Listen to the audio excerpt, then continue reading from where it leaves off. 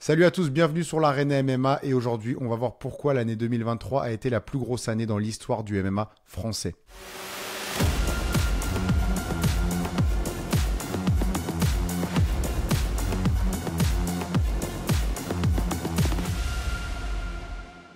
Alors il s'est passé énormément de choses, on va pas tout revoir, mais on va essayer de faire un petit récap des plus gros événements marquants et de ce qui fait de cette année 2023 la plus grosse année pour l'histoire du MMA français et donc forcément une année charnière, une année tournante. Donc déjà il y a eu l'UFC Paris numéro 2 qui a été un énorme événement à guichet fermé et qui surtout s'est vu offrir 9 combattants français sur la carte, ce qui est du jamais vu tout simplement dans l'histoire de l'UFC avec beaucoup de victoires françaises. On a eu le retour de Taylor Lapillus notamment. Et Taylor Lapillus, c'est un des meilleurs combattants français largement. Et le voir de retour dans une cage, c'est vraiment un gros plus pour le MMA français. Et j'ai vraiment hâte de voir la suite de l'évolution de Taylor Lapillus à l'UFC. On a eu bien évidemment l'explosion de Benoît Saint-Denis qui a totalement ravagé cette année et qui est sans aucun doute, sans aucun débat possible, le combattant de l'année 2023 français. Il a eu 3 victoires expéditives, 2 victoires au premier round, une au deuxième round avec des performances spectaculaires. Benoît Saint-Denis, il est là pour détruire et l'UFC adore et le public adore et nous on adore, tout le monde adore. Donc Benoît Saint-Denis qui a fièrement et de la meilleure des manières porté le drapeau français au plus haut cette année et qui se mérite tout simplement une année 2024 avec des gros combats. Donc on a hâte de voir ce qui attend Benoît Saint-Denis, qui est donc un des acteurs majeurs du MMA français en 2023. Également, on a eu Saladin Parnasse qui a confirmé, qui a failli décrocher cette 3e ceinture, ce qui aurait été un exploit absolument incroyable. D'ailleurs, bon, on va pas revenir sur les conditions de sa défaite, mais beaucoup parlent de Alex Pereira qui pourrait aussi décrocher une 3e ceinture dans une autre catégorie, à savoir s'il allait en poids lourd, la catégorie des poids lourds. Cependant, c'est pas en même temps. Là, Saladin Parnasse, on parle de 3 ceintures en même temps. C'est juste incroyable et c'est incomparable avec le fait de prendre 3 ceintures sans les garder en fait. Donc voilà, petit bémol. Donc Saladin Parnasse qui confirme et qui porte également le MMA français au plus haut, au sommet de l'Europe, au KSW, donc qui est la plus grande organisation européenne. On a vraiment hâte de voir la suite pour ça là. Notre petit doigt nous indique qu'il va sûrement signer au PFL, mais c'est pas sûr. Il n'y a rien encore de confirmé. Il va peut-être rester au KSW. Il risque pas d'aller à l'UFC dans la mesure où les payes sont pas assez intéressantes et on peut le comprendre, même si sportivement parlant, c'est sûr que ça va en décevoir plus d'un. Le PFL, c'est quand même un bon entre-deux où sportivement parlant, il y aura plus de challenge qu'au KSW et où il y aura une plus grosse paye, en tout cas au démarrage, qu'à l'UFC. Car bien évidemment, quand tu finis en main event de l'UFC, quand tu es champion à l'UFC, tu es mieux payé. Mais pour s'y rendre, il faut faire quelques combats. Et ces quelques combats sont pas aussi bien payés qu'au PFL quand tu démarres et que tu es une grosse tête. Raison pour laquelle Cédric Doumbé est allé là-bas. En parlant de Cédric Doumbé, il a explosé totalement en 2023. Il n'est pas arrivé en 2023, mais il a explosé sur la scène française en 2023. Tout le monde connaît Cédric Doumbé. Son combat contre Zebo était limite plus attendu que le combat de Cyril Gagne contre Sergei Spivak, alors que c'était un main event de l'UFC. Donc Cédric Doumbé, il a totalement explosé au PFL Paris, premier événement du PFL à Paris. Donc encore là, je vois pas comment cette année 2023 ne pourrait pas être l'année du MMA français dans l'histoire du MMA français. On a l'UFC, on a le PFL qui est arrivé à Paris avec pareil un événement à guichet fermé, un énorme succès. Il y avait des stars comme Mbappé présentes. Donc le MMA français qui est en train d'exploser, notamment donc grâce à Cédric Doumbé, qui est le porte-drapeau français au PFL. On a eu également la signature de Morgan Charrière. Ça fait longtemps qu'on attendait Morgan à l'UFC. Il a signé. On a eu un Cyril Gagne qui reste malgré tout au top de la division heavyweight. Je dis malgré tout parce que cette défaite contre John Jones, elle lui a fait beaucoup de mal dans l'opinion publique, mais elle est pas grave. Elle est pas grave. Et on a un Cyril Gagne qui est actuellement le Français le mieux classé dans l'UFC et qui est indéniablement, avec Benoît Saint-Denis finalement, le plus gros porte-drapeau français en ce moment dans le monde du MMA. Je ne parlerai pas forcément d'Imavov parce qu'il a fait un seul combat en 2023 qui s'est soldé par une défaite, mais pas n'importe quelle défaite. Il a perdu contre Sean Strickland, qui est le champion actuellement de la catégorie middleweight. Et dans ce combat-là, Imavov a présenté un visage au dernier round qui était très beau. Et il reprenait l'avantage sur Strickland. Il a fait mieux, on peut le dire, que Adesanya. Donc, une année 2024 qui semble avoir de beaux horizons pour Nassourdine Imavov. Mais malheureusement, on ne peut pas le citer dans les highlights de l'année 2023 du MMA français. Également, il y a de plus en plus d'organisations de MMA en France, professionnelles. Alors, le temps va les trier. Le temps va faire qu'il ne reste que toutes ne pourront pas rester automatiquement. Mais à l'heure où 2022 était marqué par la surdomination de Ares, en 2023, on a pu voir des organisations avec des très bons combats comme le MMAGP ou Hexagone qui semblent être les plus gros concurrents de Ares en 2023. À voir ce qui va se passer en 2024.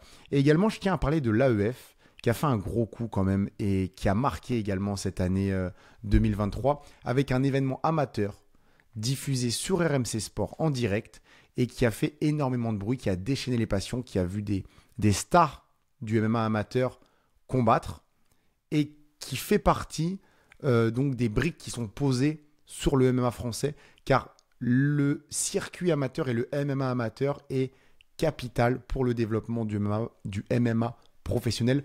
On le voit au Québec, notamment avec le MMA professionnel qui est amputé du MMA amateur, qui est illégal au Québec et qui fait énormément de mal aux amateurs, bien évidemment, mais également au circuit professionnel. Donc l'AEF, grosse dédicace à eux, gros shout-out à Willy Sirop qui a fait du très très bon travail et qui a littéralement cassé les portes. Également, et je pense qu'on va finir avec ça, c'est la saga 2023 du MMA français. Donc il y a le côté sportif, mais le MMA, c'est pas que du sportif, on le sait très bien, c'est également de l'entertainment. Et moi j'ai tendance à dire que c'est même 50-50.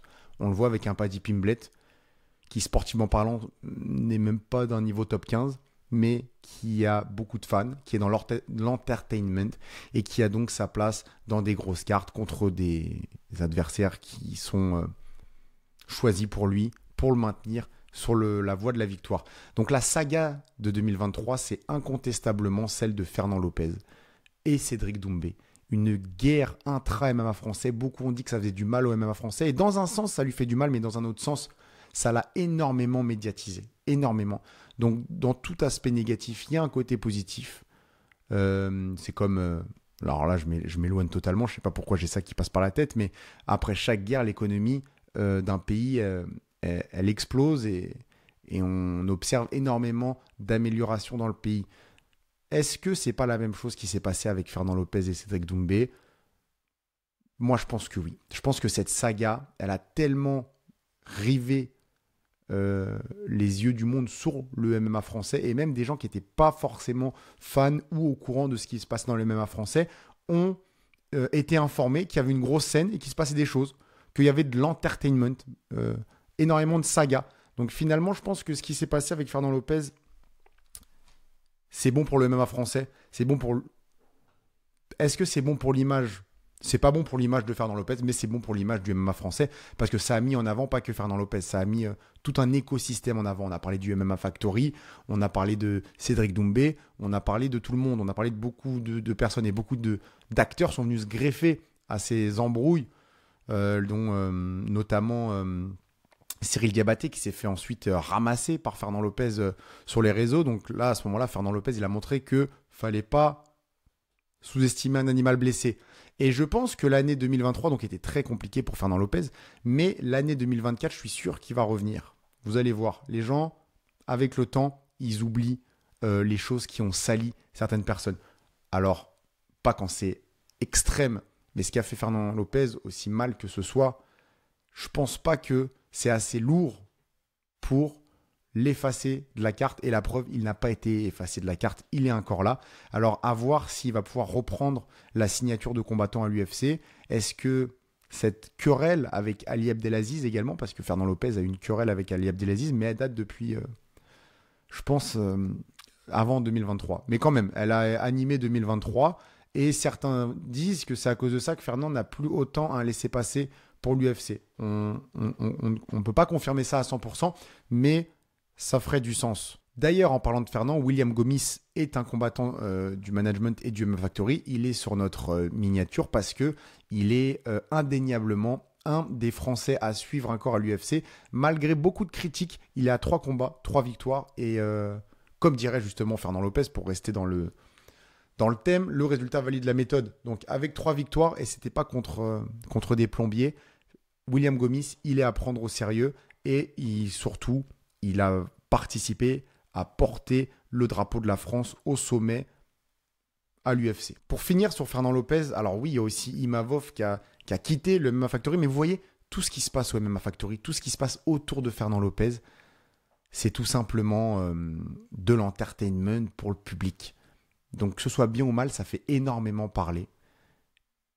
Et vous savez ce qu'on dit, parlez-en en bien ou parlez-en en mal, mais parlez-en. Et donc au final, c'est bénéfique pour le MMA français. Ça le met extrêmement en avant. Donc voilà, c'était un récap super rapide, hein, juste histoire de clôturer cette année 2023 et surtout de mentionner le fait que c'est littéralement la plus grosse année pour le MMA français. Donc espérons que 2024 dépasse 2023 et c'est très très très très très possible au vu des athlètes, au vu d'un Cyril Gane qui sera peut-être champion du monde, au vu d'un BSD qui va peut-être se hisser dans le top 10, peut-être dans le top 5, et au vu des autres combattants qu'on a cités qui vont sans aucun doute grimper dans les classements, les organisations de MMA amateurs et professionnels qui explosent, les signatures qui n'en finissent plus. Donc merci à tous les acteurs du MMA français et ceux que j'ai pas cités, il y en a beaucoup forcément.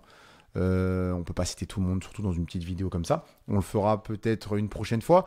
Mais en tout cas, merci à tous les acteurs du MMA français. Merci à vous. Merci à nos partenaires, MetaFight, Time Out Tribe, X Martial. D'ailleurs, X Martial qui est un des plus grands équipementiers de MMA dans le monde. Vous avez moins 10% avec le code l'Arena MMA sur tout leur matériel. Shinpad, casque, protège-dents, coquilles, rash-guard, absolument tout. Ce qu'il faut pour le MMA ou le jiu-jitsu brésilien ou la boxe thaï ou n'importe quel sport de combat. Le lien est disponible dans notre description YouTube. Gros merci à la BMF Ninja Chininch et merci à tous. Ciao.